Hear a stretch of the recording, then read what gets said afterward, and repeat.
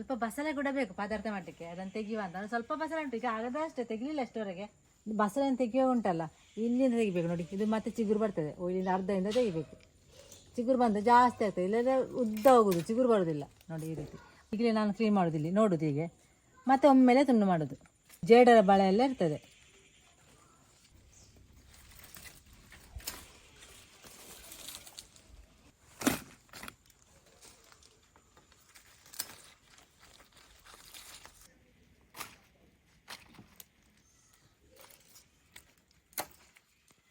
ದೊಡ್ಡ ಎಲೆ ನೋಡಿ ಬಸಳೆದ್ದು, ಅದು ನಾನು ಮೊನ್ನೆ ನಿಮಗೆ ಹೇಳಿದ್ದೆ ಅಲ್ಲ, ಈ ಗೊಬ್ಬರವನ್ನು ನಾನೇ ಮಾಡಿದ್ದೆ ಮನೆಯಲ್ಲಿ ನೋಡಿ, ಆ ಗೊಬ್ಬರವನ್ನು ಹಾಕಿದ್ದು, ಬೇರೆ ಅಂತ ಹಾಕಲಿಲ್ಲ ನೋಡಿ. ಇಷ್ಟು ದೊಡ್ಡ ಎಲೆ,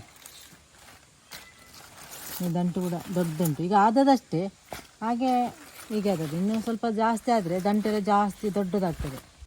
ಬಸಳೆಯನ್ನು ಚಂದ ಮಾಡಿ ತೊಳೆದು ತಂದದ್ದು, ಸ್ವಲ್ಪ ನೀರು ಹಾಕಿದ್ದೇನೆ ಬೇಯಲಿಕ್ಕೆ ಇಡಲಿಕ್ಕೆ. ಈಗ ಬಸಳೆ ಚಂದ ಮಾಡಿ ಬೇಯಲಿ, ಇದು ಜಾಸ್ತಿ ಕಾಣ್ತದೆ, ಅದು ಬೆಂದ ಮೇಲೆ ಸ್ವಲ್ಪ ಆಗ್ತದೆ. ಮುಚ್ಚಿಡುವ.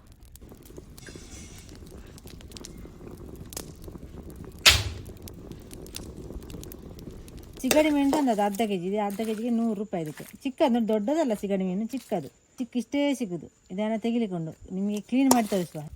ಎಷ್ಟು ಜಾಸ್ತಿ ಇತ್ತು, ಸ್ವಲ್ಪ ಆಯಿತು. ಈಗ ಚಿಕ್ಕ ಮೀನಾದರೆ ಕೂಡ ದಾರವನ್ನು ತೆಗಿಬೇಕು ನೋಡಿ, ಈ ರೀತಿ ಉಂಟು. ಅರ್ಧ ಕೆ ಜಿ ಸಿಗಡಿ ಮೀನು ಉಂಟು ನೋಡಿ, ಸ್ವಲ್ಪ ಆದದ್ದು. ದೊಡ್ಡ ಸಿಗಡಿ ಮೀನಾದರೆ ಸ್ವಲ್ಪ ಆಗೋದು, ಇಷ್ಟು ಸಹ ಆಗೋದಿಲ್ಲ, ಅಂದರೆ ಇದು ಚಿಕ್ಕದಲ್ಲ, ಇಷ್ಟಾಯಿತು.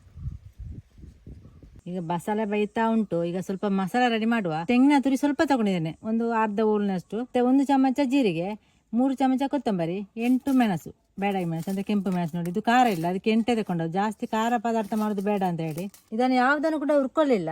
ಇದರಲ್ಲಿ 1 ಚಮಚ ಸಾಸಿವೆ ಉಂಟು, ಇದನ್ನು ಹುರ್ಕೊಂಡು ತಂದದ್ದು.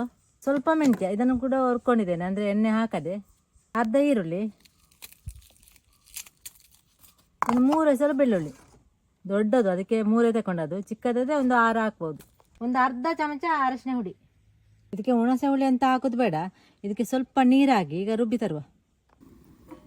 ಬಸಳೆ ಬೆಂದಿದೆ ನೋಡಿ, ಎಷ್ಟು ಇತ್ತು ಬಸಳೆ, ಸ್ವಲ್ಪ ಆಯಿತು. ನೀರು ಸಹ ಸ್ವಲ್ಪ ಕಡಿಮೆ ಆಗಿದೆ. ಇವತ್ತು ಸಿಗಡಿ ಮೀನು ಮತ್ತು ಬಸಳೆ ಪದಾರ್ಥ ಒಟ್ಟಿಗೆ ಹಾಕಿ ಮಾಡೋದು. ಬಸಳೆ ಪದಾರ್ಥಕ್ಕೆ ಸಿಗಡಿ ಮೀನು ಹಾಕಿದರೆ ಹೀಟ್ ಆಗೋದಿಲ್ಲ, ಅಂದರೆ ಉಷ್ಣ ಆಗೋದಿಲ್ಲ, ತಂಪಲ್ಲ ಬಸಳೆ. 2 ಟೊಮೆಟೊ ಉಂಟು, ಅರ್ಧ ಈರುಳ್ಳಿ.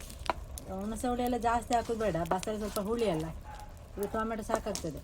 ರುಚಿಗೆ ಬೇಕಾದಷ್ಟು ಉಪ್ಪು ಹಾಕಿದರೆ ಆಯಿತು. ಈಗೊಮ್ಮೆ ಚಂದ ಮಾಡಿ ಮಿಕ್ಸ್ ಮಾಡುವ. ಮತ್ತು ಬಸಳೆ ಮಾತ್ರ ಬೇಗ ಬೇಯೋದಿಲ್ಲ, ಒಂದು 15 ನಿಮಿಷ 20 ನಿಮಿಷ ಬೇಕು ಬಸಳೆ ಬೇಯಲಿಕ್ಕೆ. ಈಗ ಬೆಂದಿದೆ ಚಂದ ಮಾಡಿ, 15 ನಿಮಿಷ ಬೇಯಿಸಿದ್ದೇನೆ ಬಸಳೆಯನ್ನು. ಈಗ ಸ್ವಲ್ಪ ಹೊತ್ತು ಬೇಯಲಿ. ಈಗ ಸಿಗಡಿ ಮತ್ತು ಟೊಮೆಟೊ ಚಂದ ಮಾಡಿ ಬೆಂದಿದೆ, ಎಲ್ಲ ಕೂಡ ಒಟ್ಟಿಗೆ ಬೆಂದಿದೆ ನೋಡಿ. ಈಗ ರುಬ್ಬಿದ ಮಸಾಲ ಹಾಕುವ. ಮತ್ತು ಜಾಸ್ತಿ ತೆಳುವು ಮಾಡೋದು ಬೇಡ ಪದಾರ್ಥ, ಸ್ವಲ್ಪ ದಪ್ಪನೇ ಇರಲಿ. ಸ್ವಲ್ಪ ನೀರು ಹಾಕುವ.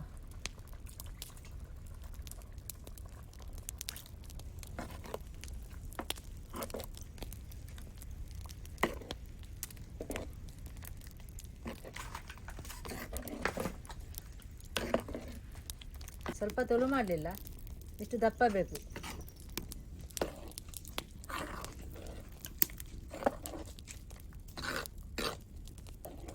ಈಗ ಚಂದ ಮಾಡಿ ಕುದಿ ಬರಲಿ ನೋಡಿ. ಈಗ ಚಂದ ಮಾಡಿ ಕುದಿ ಬಂತು. ಸ್ವಲ್ಪ ತೆಳು ಮಾಡ್ಬೋದು ಬೇಕಿದ್ರೆ, ನನಗೆ ತೆಳು ಬೇಡ, ಸ್ವಲ್ಪ ದಪ್ಪನೆ ಪದಾರ್ಥ ಬೇಕು, ಅದಕ್ಕೆ ದಪ್ಪ ಇಟ್ಟದ್ದು. ಸಿಗಡಿ ಮತ್ತು ಬಸಳೆ ಪದಾರ್ಥ ರೆಡಿ ನೋಡಿ. ಇಲ್ಲಿ ಸಿಗಡಿ ಮೀನು ಉಂಟಲ್ಲ, ಈ ಬೇಸಿಗೆ ಭಯಂಕರ ಹೀಟ್.